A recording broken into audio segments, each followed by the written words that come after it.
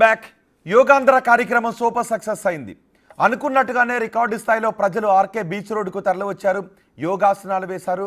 ప్రధాని మోదీతోనూ ఆంధ్రప్రదేశ్ ముఖ్యమంత్రి చంద్రబాబు, ఉప ముఖ్యమంత్రి పవన్ కళ్యాణ్, మంత్రి లోకేష్ ఇలా అందరూ యోగాసనాలు వేస్తూ ఉంటే వాళ్ళందరితో పాటు కూర్చుని యోగాసనాలు వేయడం, అది ప్రపంచ రికార్డును నెలకొల్పే ఈవెంట్లో తాము కూడా భాగస్వాములు కావడం చాలా సంతోషంగా ఉంది అని విశాఖ ఆర్కే బీచ్కు తరలి వచ్చిన లక్షలాది మంది చెప్తున్నారు.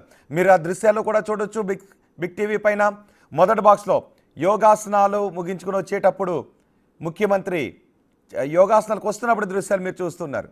ముఖ్యమంత్రి చంద్రబాబు, ఉప ముఖ్యమంత్రి పవన్ కళ్యాణ్, మంత్రి లోకేష్, ఇటు రెండో బాక్స్లో ప్రధాని మోదీ యోగాసనాలు వేస్తున్న దృశ్యాలు కూడా మీరు చూస్తున్నారు.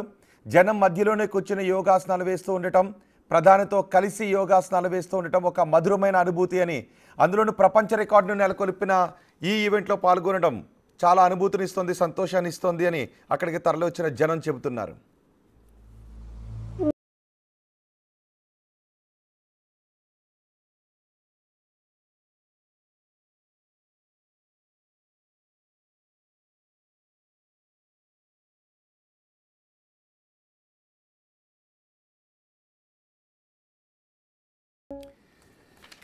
కేవలం విశాఖ నుంచి మాత్రమే కాదు, ప్రపంచ వ్యాప్తంగా అందరూ కూడా ఈరోజు యోగాసనాలు వేశారు, యోగా డేలో పాల్గొన్నారు. కానీ ఆంధ్రప్రదేశ్లో జరిగింది మాత్రం వైజాగ్లో జరిగింది యోగాంధ్ర.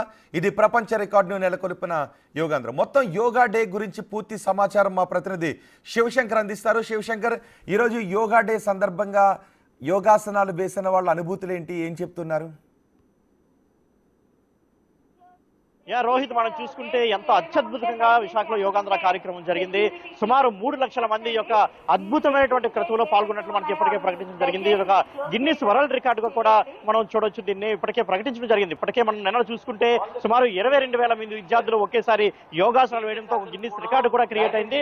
అదేవిధంగా ఈ రోజు మనం చూసుకున్నట్లయితే సుమారు 3 లక్షల మంది ఒకేసారి పాల్గొనడంతో ఇది ఒక గిన్నిస్ రికార్డుగా ఇప్పటికే పరిగణించడం జరిగింది. దీనికి అనేక మంది, లక్షలాది మంది తరలించి అంటే స్వయంగా వాళ్ళే యోగా యొక్క గొప్ప కార్యక్రమంలో పాల్గొని చెప్పి వారందరూ కూడా రావడం జరిగింది. దీనికి సంబంధించి కొంతమంది యొక్క క్రతువులో పాల్గొన్న వారు మనతో ఉన్నారు. వారితో మాట్లాడే ప్రయత్నం చేద్దాం. చెప్పండి, ఇంత మందితో ఒకేసారి కలిసి పాల్గొనడం, యోగా చేయడం ఏ విధంగా అనిపిస్తుంది మీకు?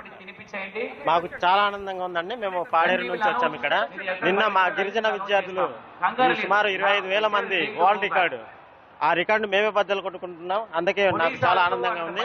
అలాగే ఇక్కడ సౌకర్యాలు కూడా మాకు చాలా బాగున్నాయి. ఈ రోజు 5 లక్షల మందితో మేము ఇక్కడ ఈ కార్యక్రమాన్ని పాల్గొనడం జరిగింది.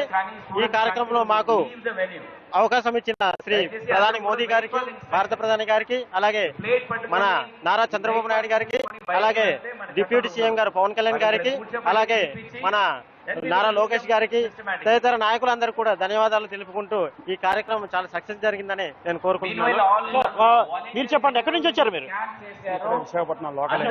ఎలా అనిపిస్తుంది ఇంత మందితో కలిసి యోగా చేయడం, ఇంత పెద్ద క్రతువు విశాఖలో జరగడం? చాలా అదృష్టం. మన రాష్ట్రంలోనే మన విశాఖపట్నం జరగడం కూడా అదృష్టం. 2014లోనే తీర్పు జరిగింది యోగా డే గాను. అక్కడి నుండి ప్రతి సంవత్సరం కూడా ఒక్కో స్టేట్ లో జరగడం జరిగింది. ఫస్ట్ ఢిల్లీలో జరిగింది. అలా కోవిడ్ ఎలా అనిపిస్తుంది? ఇది చాలా మన ఇప్పటి వరకు జరిగే దీంట్లో ఇంత 5 లక్షల మందితో చేయడం అనేది 3 లక్షలు ఎక్స్పెక్ట్ చేశారు. కానీ 5 లక్షల వరకు సుమారుగా అంచనా వేస్తున్నారు. ఇంత ఇది మనకి విశాఖలో ఇంత పెద్ద క్రతువు జరగడం చాలా ఆనందంగా ఉందని చెప్పారు. అదేవిధంగా ఏదైతే గిరిజన ఆశ్రమ పాఠశాల నుంచి విద్యార్థులు తీసుకొచ్చారో ఆ ఉపాధ్యాయులు కూడా ఆనందం వ్యక్తం చేస్తున్న పరిస్థితి అయితే ఉంది. Right Shivshankar, thank